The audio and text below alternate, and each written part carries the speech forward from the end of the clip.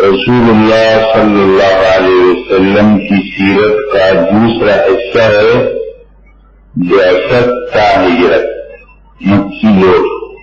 اس کی مدت ہے 13 سال اور ان 13 سالوں میں رسول اللہ صلی اللہ علیہ وسلم نے اسلامی امت کی بنیاد رکھی.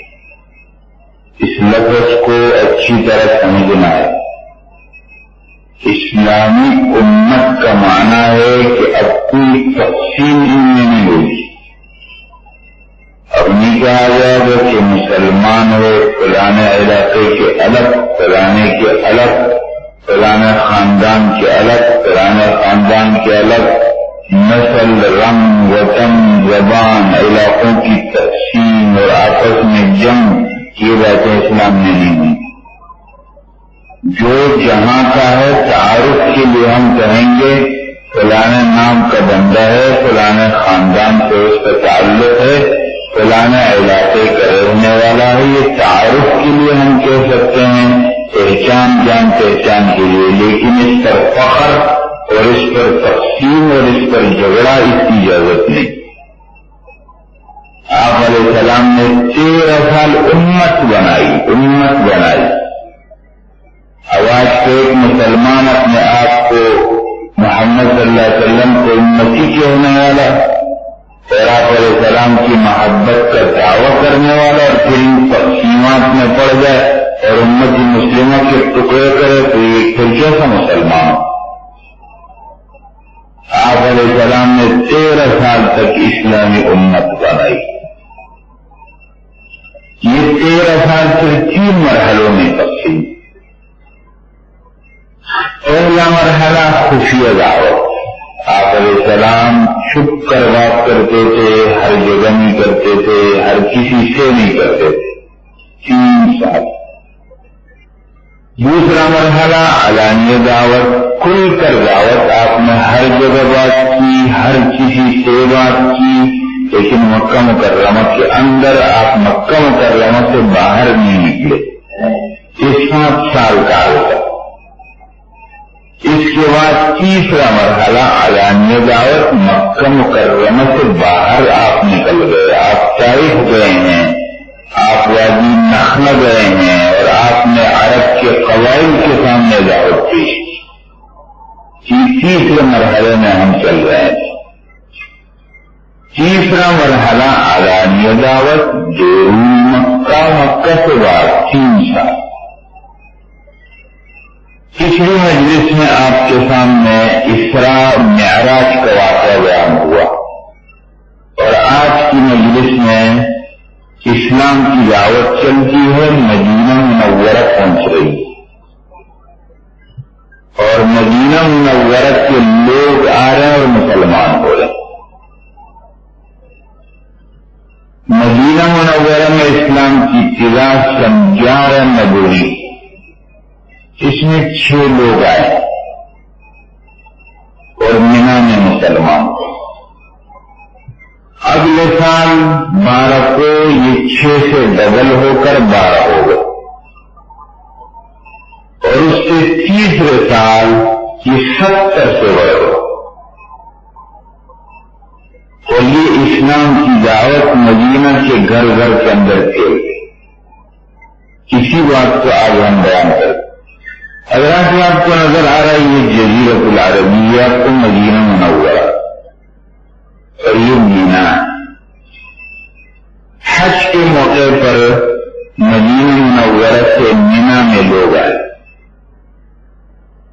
اور رسول اللہ صلی اللہ علیہ وسلم گھوم پھر رہے ہیں، لوگوں کو اسلام کی دعوت دے رہے ہیں. مینا کی وادی میں آپ پہنچے. مینا کی وادی حضرات یہ نظر آ رہا ہے، یہ سب سفید خیمے ہیں. یہاں پر حاجی لوگ چلتے ہیں. اس سے تھوڑا سا ادھر آتے ہیں یہ مزدلفہ اور یہاں سے آخر میں یہ عرفات کی وادی اور یہ مکہ مکرمہ. یہ پورے ایریا کے اندر حج ہوتا. مینا کی اس وادی میں آپ علیہ السلام گزر رہے تھے کہ آپ کو کچھ لوگ نظر آئے، آپ ان کے پاس بیٹھ گئے، ان سے بات چیت کی اور ان سے فرمایا کہ میں آپ کے ساتھ کچھ بات کروں، اجازت ہے؟ میں کہا بالکل۔ آپ علیہ السلام بیٹھ گئے اور ان کو اسلام کے بارے میں بات کی، اچھی باتیں بتائیں، ایک دوسرے کو دیکھنے لگے۔ کہا یہ وہی پیغمبر معلوم ہوتا ہے جس کا یہودی لوگ تذکرہ کرتے ہیں، اور ہم لوگوں کو دیر نہیں کرنی چاہیے، ایسا نہیں کہ ہم سے کوئی نمبر لے جائے۔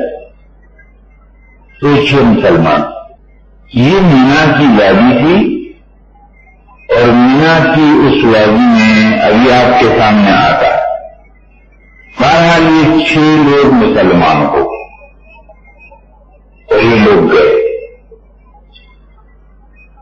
اگلے سال یہ 12 افراد، 5 پرانے 7 نئے کیا گیا،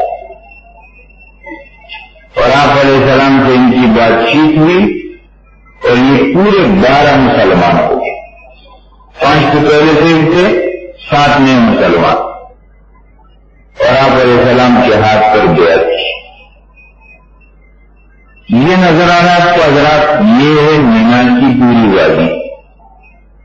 مینا کی وادی میں 3 شیطان ہیں جن کو کنکر مارے جاتے ہیں حج کے موقع پر، اور یہ حج کے واجبات میں سے یہ جمرہ اولا ہے، یہ وسطیٰ ہے، یہ جمرہ عقبہ، یہ بڑا والا، یہ مکہ کی طرف، یہ مکہ آ رہا ہے، یہ عرفات جا رہا ہے، مکہ کی طرف سے پہلا اور عرفات سے آتے ہوئے آخری۔ اور عید الاضحیٰ کا دن جو ہوتا ہے بقرعید، اور حاجی لوگ عرفات سے واپس جب پہنچتے ہیں تو صرف اس بڑے والے شیطان کو کنکر مارے جاتے۔ اس بڑے شیطان سے وہاں سے آتے ہوئے دائیں طرف اور مکہ مکرمہ سے جاتے ہوئے بائیں طرف پہاڑ کے دامن میں آج ایک مسجد ہے، مسجد الجیاع، وہ ظاہر ہو گئی۔ یہ نظر آ رہا کوئی پیلر، یہ وہی مسجد۔ اسی مقام پر صحابہ کرام نے آپ کے ہاتھ پر بیعت کی تھی اور مسلمان ہو گئے۔ مسجد الجیاع، سن 12 نبوی اور 12 افراد۔ یہ 12 افراد جب مسلمان ہو گئے تو انہوں نے نبی کریم علیہ السلام سے کہا کہ آپ ہمارے ساتھ ایک استاد مدینہ بھیج دیجیے کہ ہمارے لوگوں کو اسلام سکھائے۔ تو آپ علیہ السلام نے ان کے ساتھ حضرت مصعب بن عمیر رضی اللہ تعالیٰ عنہ کو بھیجا، مقری اور معلم کے نام سے مشہور ہوئے، اور وہ مدینہ منورہ چلے۔ مدینہ منورہ میں انہوں نے حضرت برا بن معرور، ایک صحابی ہے جو پہلی مرتبہ میں آئے تھے، ان کے گھر پر رہتے تھے اور لوگوں کو اسلام کی دعوت دیتے تھے، اور وہ تیزی سے اسلام مدینے میں پھیلا۔ مدینہ منورہ کے اندر 2 بڑے قبیلے ہیں، ایک اوس، ایک خزرج۔ تو اوس قبیلے کے 2 بڑے سردار تھے، ایک کا نام سعد تھا، دوسرے کا نام اسید تھا۔ حضرت مصعب بن عمر رضی اللہ عنہ لوگوں کو اسلام کی دعوت دے رہے، برا بن معرور ان کے ساتھ ہوتے تھے، وہ ساتھ بات کرتے تھے، لوگ مان لیتے تھے۔ چلتے چلتے حضرت سعد اور اسید کے محلے میں پہنچے، بنو عبد الاشہل ان کا خاندان تھا، وہاں پہنچے۔ سعد سردار ہے انصار کا بڑا، اور اس کا ایسا مقام ہے انصار میں جیسے مہاجرین میں حضرت ابوبکر کا مقام۔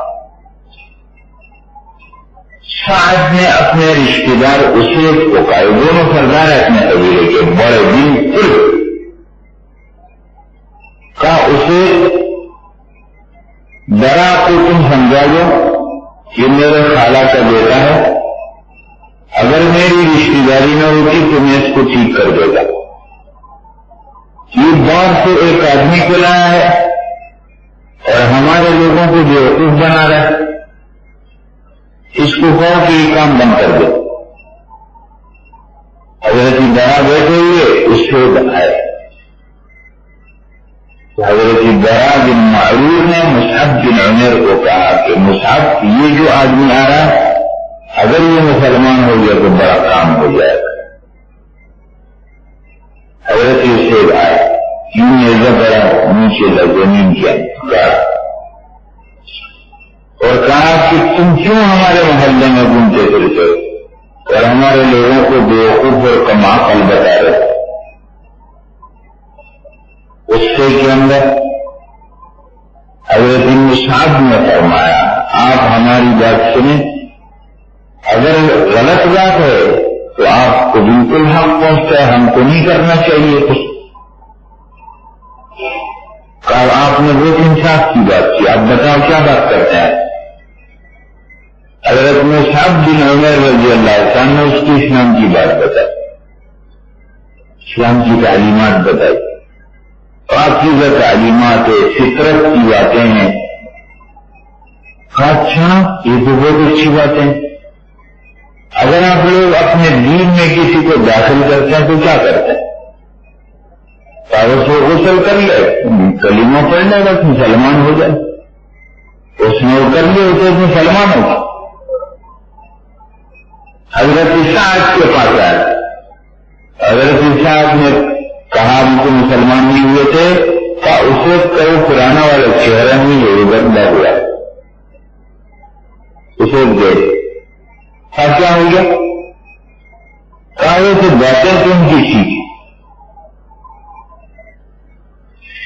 لیکن ایک قبیلے کا نام لیا، کہاں وہ جا رہا ہے اور بڑا کو نقصان پہنچا رہا ہے. حضرت سعد جوش میں اپنا خاندانی کا بڑا کو کیوں نقصان پہنچائے گا؟ ذرا میرے خالہ کا بیٹا کا اسی وجہ سے کہ بڑا ہے اس آدمی کو یہاں کیوں لائے، تو آپ کے پہنچنے سے پہلے لوگ پہنچ جائیں گے، بڑا کو کچھ نقصان پہنچا دیں. کامیاب نہیں جاتا ان کے پاس. حضرت اسید کا مقصد تھا کہ آئے اور بات سنیں. پہنچے تو ساتھ سمجھ بھی گئے بات نہیں کی تھی. استاد نے ان کو پھر ڈانٹا، کہا بڑا میرے تمہارے درمیان کوئی رشتہ نہ ہوتا تو میں یہ سب کام بند کرا دیتا، تم کیوں ہمارے لوگوں کو بیوقوف بنا رہے؟ تو حضرت مصعب رضی اللہ تعالیٰ نے ان کو بھی وہی بات کی، کہا آپ ہماری بات سنیں، اگر غلط ہے تو اب اس آپ دم کر دیں. انہوں نے بات کی جو بھی آدمی میں انصاف ہو فطرت کا ہوتا ہے تو پھر بات سمجھنا آسان ہے. تو حضرت سعد نے جو باتیں سنی کہا کہ بہت اچھی باتیں نہیں تو مسلمان ہونا چاہتے. حضرت سعد بھی مسلمان اور اپنے قبیلے کے پاس گیا، عبداللہ شن کے پاس، اور اپنے قوم کو کہا کہ میں کیسا آدمی ہوں. کہا آپ ہمارے سردار، آپ ہمارے بہت ہی محترم اور شریف آدمی، اور آپ کی رائے کو ہم بہت توجہ سے دیکھتے ہیں سنتے ہیں، آپ جو بات کرتے ہیں بالکل ٹھیک بات ہوتی ہے. فرمایا تمہارے مردوں سے اور تمہاری عورتوں سے میری بات چیت حرام ہے جب تک تم مسلمان نہ ہو. تو شام ہونے تک ان کا پورا قبیلہ مسلمان. مدینہ کے گھر گھر کے اندر اسلام کی آواز تھی. 30 سال پھر انصار 70 سے اوپر تشریف لائے. انصار کی دوسری بیعت سن 13 میں ہو گئی. 70 سے اوپر ہیں اور ان میں 2 خواتین، اور ان خواتین میں ایک کا نام ام عمارہ، یہ نہایت بہادر خاتون ہے. ایسا ہوا ہے کہ آپ علیہ السلام کے ساتھ یہ جنگوں میں آپ کے ارد گرد گھومتی تھی اور آپ کی حفاظت کرتی تھی. حنین کے اندر اور احد کے اندر نہایت بہادر خاتون. یہ 70 سے اوپر لوگ 74 لوگ ہیں اور اس میں 2 خواتین ہیں. یہ آ گئے ہیں حج کا موقع، لیکن کھل کر بات نہیں کر سکتے تو چھپ کر کے رسول اللہ صلی اللہ علیہ وسلم سے رابطہ کیا کہ ہم مدینہ سے لوگ آئے ہیں، لیکن آپ سے ملنے کی کیا ترتیب؟ آپ نے فرمایا میں کھل کر تو تم سے ملاقات نہیں کر سکتا ہوں. ایک وقت طے کریں گے کہ ہو گیا کہ قربانی کی عید کے بعد تشریق کے 2 دن ہوتے ہیں، ایام تشریق 11، 12، 13. ایک رات ان کی میں مکہ میں مینا کے اندر آؤں گا، رات آدھی رات گزرنے کے بعد تو وہاں ملیں گے. لیکن وہ رات آ گئی اور یہ لوگ ایک جگہ جمع تھے. ان کا جو مدینہ منورہ سے آئے تھے انہوں نے ان کو بھی نہیں، یہ چند جو مسلمان جو الگ ایک جگہ میں تھے، ایک گھاٹی. یہ مسجد پہاڑ کے پیچھے تھی اور پرانے زمانے میں نہیں نظر آئی. یہ تو ابھی جو کام ہو گیا ہے مینا کا اور یہ کچھ ٹوٹا پھوٹا تو یہ مسجد بار برآمد ہو گئی، انکشاف ہو گیا اور میں کسی کو معلوم بھی نہیں تھی. یہ ایک گھاٹی کے اندر ایک مسجد تھی. آدھی رات کا وقت گزر گیا کہ آپ علیہ السلام اپنے چچا حضرت عباس کے ساتھ تشریف لائے. یہ لوگ انتظار میں. آپ نے ان سے باتیں کی اور ان کو اسلام کی دعوت کی اور مسلمان سب ہو گئے تھے پہلے سے، اور آپ کے ہاتھ پر انہوں نے بیعت کی. چند باتوں کا وعدہ کیا، ہر حال میں رسول اللہ صلی اللہ علیہ وسلم کی اطاعت نے جان بوجھ کر آپ کے سامنے لائے. یہی آج ہم سے بھی مطالبہ. ایسا نہیں ہے کہ ہم سیرت کو پڑھیں کہ ایک زمانے میں ہوا. یہ رسول اللہ صلی اللہ علیہ وسلم کی بیعت ہر مسلمان سے ہے.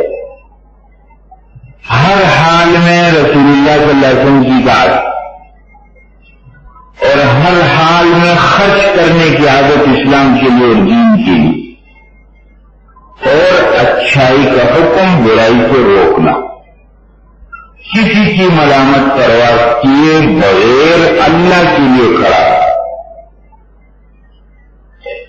اور رسول اللہ صلی اللہ علیہ وسلم کی مدد. یہ 5 باتوں پر آپ نے وعدہ لو کہ آپ یہ کام کرو گے، وعدہ کرو. حضرت عباس رضی اللہ تعالیٰ جو شخص مسلمان نہیں تھے، انہوں نے کہا انصاری لوگوں کو، دیکھو تم ہمارے بھتیجے کو یہاں سے لے جاؤ، تم کو معلوم ہے اس کا مطلب لے جانے کا پورے عرب سے جنگ کرنا ہے.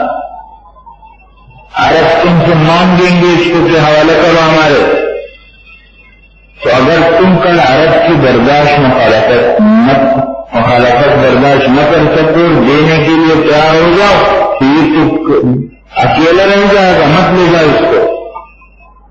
اور اگر اتنی ہمت ہے کر سکتے ہو تو کوئی لے جاؤ.